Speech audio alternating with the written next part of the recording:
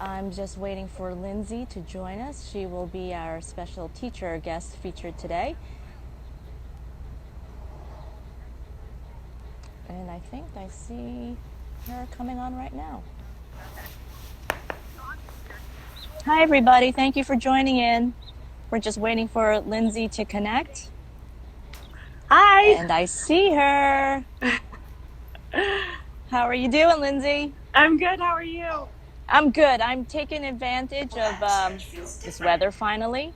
Living Amazing. in New York, inside. Yeah. So once Yeah. I saw that the weather.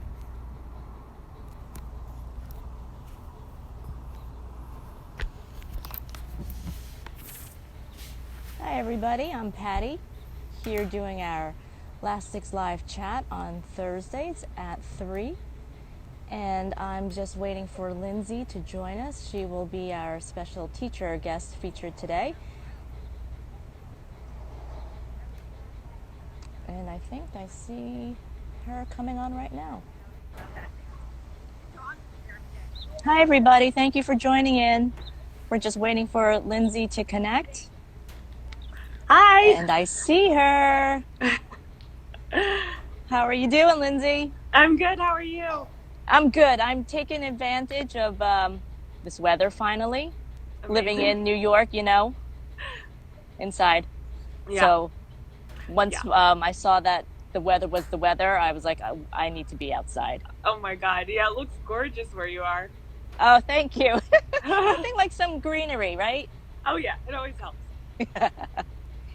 Hi, everybody. Thank you so much for joining us. This is Lindsay. She's I don't want to say the newest instructor, but you did recently come back after that thing that happened last year. So we're so glad to have you back. And I know a little bit about your story and where you came from. So I just want you to let everybody else know about who Lindsay is, as a dancer, what you did. Sure. Sure.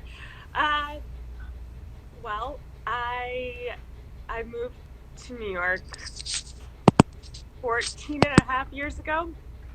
Um, and yeah, I originally went to into a college program that had an emphasis in modern dance, which I had never done before, and I left the college because it wasn't really the right fit for me, and I ended up going to the Martha Graham School and studying there for a few years, and eventually I joined Graham 2 and worked with Graham 2 for a while. I can't remember how long, probably 2 years, 3 years, something like that. And then kind of bounced around doing kind of in modern dance world with different companies, different site specific projects. And yeah, about 5 years ago, transitioned over into musical theater. Mm-hmm. And yeah, and then that's kind of with that transition, I started taking class at Steps, and that was the first time I saw Lastics and saw the class being offered.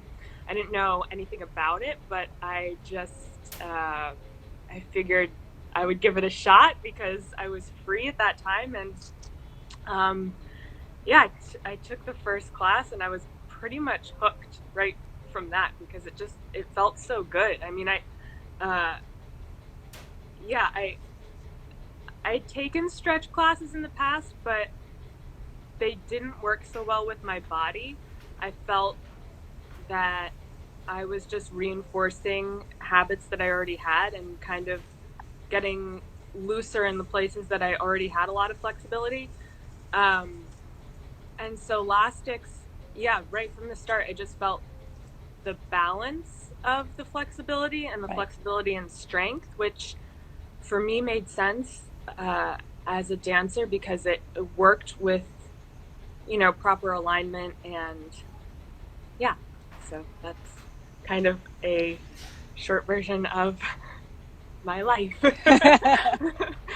So it's so incredible to me that you came from all of that dance training. I mean, serious with Graham Yeah. and dancing with the company. Um, and then going through your journey, you came to Lastics, and yet, despite all of that, it still helped you, Oh yeah. which I find incredible. So, how often did you take class? Lastics. Lastics. I took it pretty much every class that she offered at Steps at the time, which I think was 3 times a week. So yeah, I took it 3 times a week for, yes, 4 years. You know. So,